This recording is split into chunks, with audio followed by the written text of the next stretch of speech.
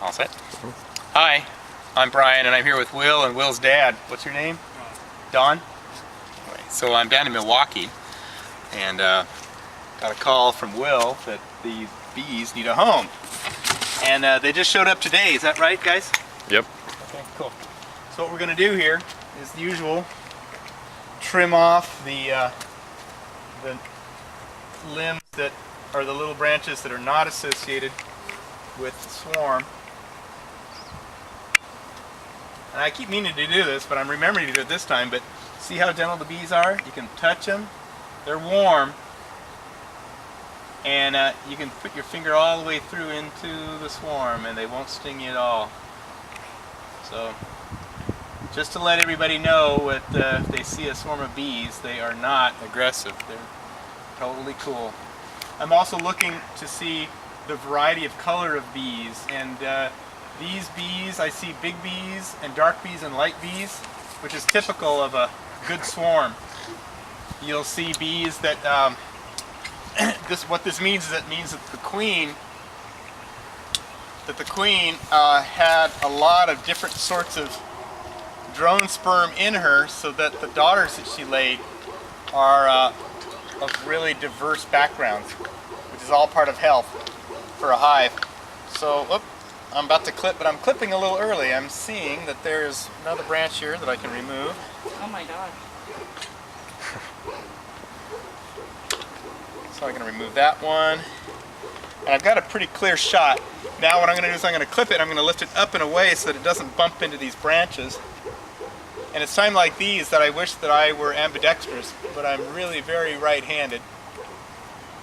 So we come in here, and the goal here is to clip it, but not have those bees shake much if I can avoid it. Here we go. So the limb is free now. Just a matter of flying it off without bumping into those branches.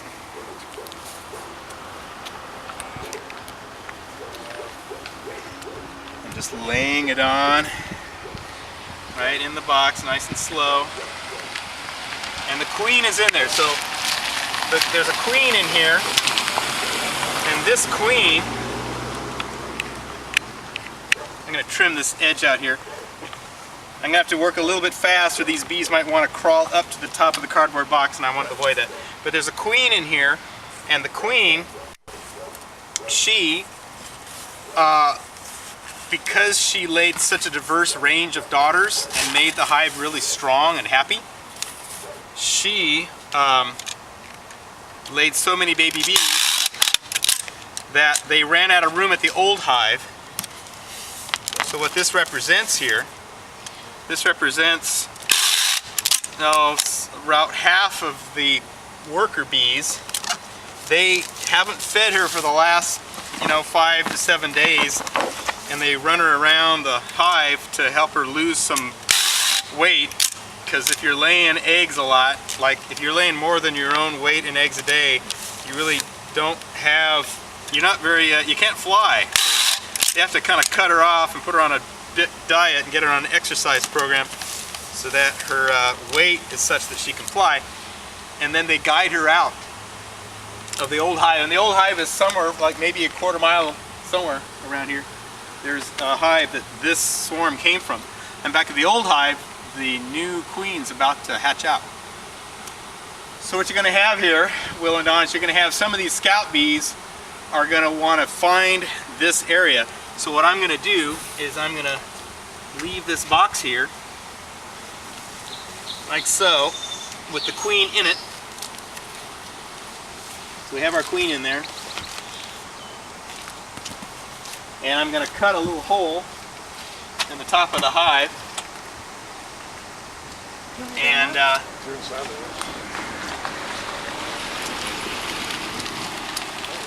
through that hole, there's going to be worker bees that will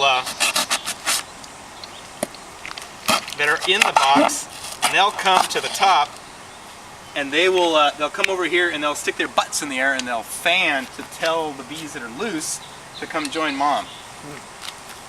That way we get all the bees instead of most of them. Did you ask if they were honeybees. No, I did not. Are these honeybees? Oh yeah. Oh, good. They're not killer bees from South America? Well, killer bees are honeybees also. Oh, are they really? Mhm. I didn't know that. Yep. But these aren't those, right? No, these are really gentle. I was going to say, you're just walking around Oh, over there. yeah. You're not worried about being stung? Well, I only get worried about being stung if I've got a whole bunch of bees and I'm not closed up, and I drop something and the bees are like scattered around, or if you're messing around inside their hive, because this is just a swarm of bees. This is just a ball of bees on a limb. They're not in an enclosed space. So they don't feel threatened right now, even though they look very agitated.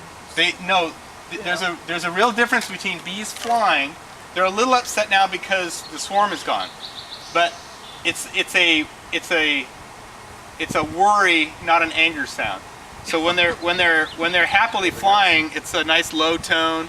This is a little bit faster tone, but they make a really high tone if they're ticked off at you. Oh, wow. So They'll go "Meow," like that, and they'll come fly for your hair and stuff like that. Got a little lesson. Oh yeah. I have to take a picture so I can. These guys got the whole body. See these bees? Yeah. See them, Will? Mm-hmm.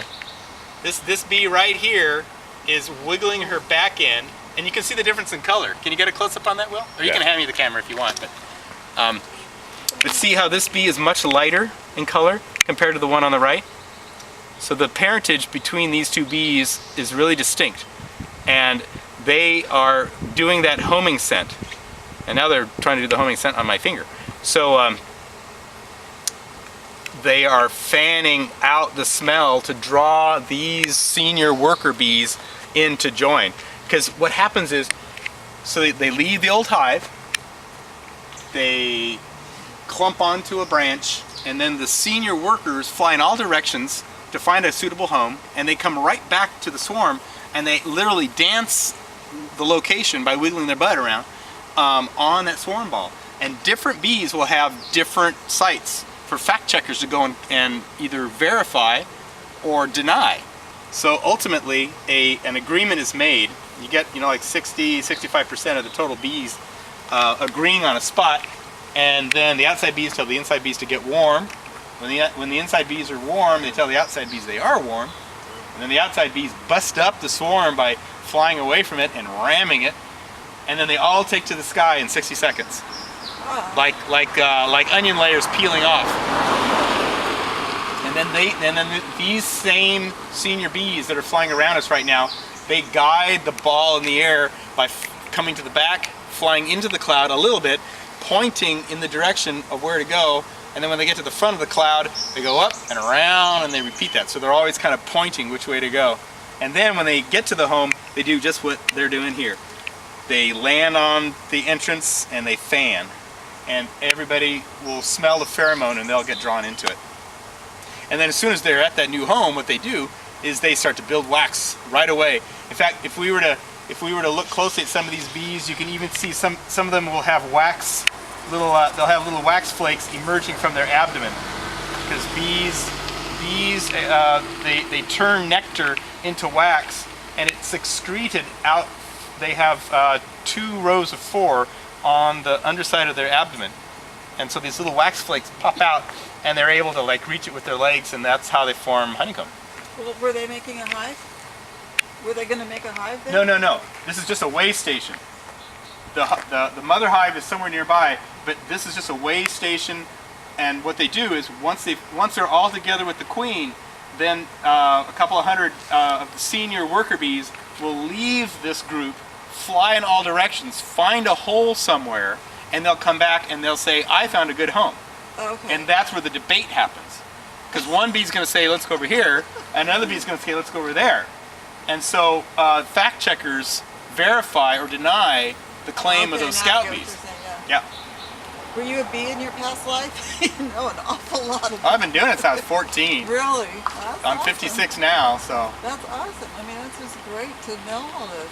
Well, so how long do you think they might have been accumulated there? I mean, they weren't there last. They've only been here for a little while, right? Yeah, recently. I don't think they were there last weekend at all. Oh no. These.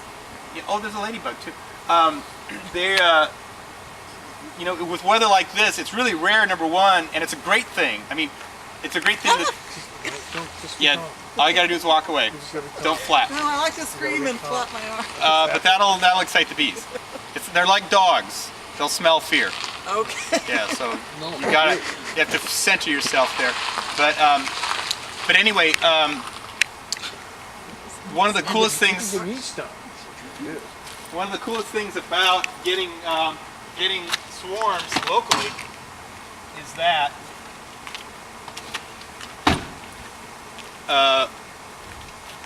this proves that some bees can thrive in our climate. So, Well, that's interesting. you know, because we've got cold and wet. It's just getting colder and wetter, you know, up around here. So it's a real challenge for bees. Bees don't like cold and wet. They like warm and dry. Oh, So it's cool that this is happening. don't flap your arms. No, you just land on my eyeball. I can swing at that one. I'm with you. I would flail. I'm getting a lesson as well. Oh, you are? We Oh, cool. saw it yesterday, and I went over and told your son. Oh, it landed My last son night. noticed it, so we didn't see it prior to yesterday. Oh, okay. Um, Yeah, because when the weather's really cold, they won't go anywhere. Are they going after you, Don? They are. Bummer. You just. They smell your fear. Huh? They smell your fear. No, I'm not in my garden. You can turn it off now. That is so cool. This is the dying off. Is that I don't know. I'm inclined to think that this is not because of dying. I don't necessarily think that this is because of being sprayed. It might. It's a fair amount.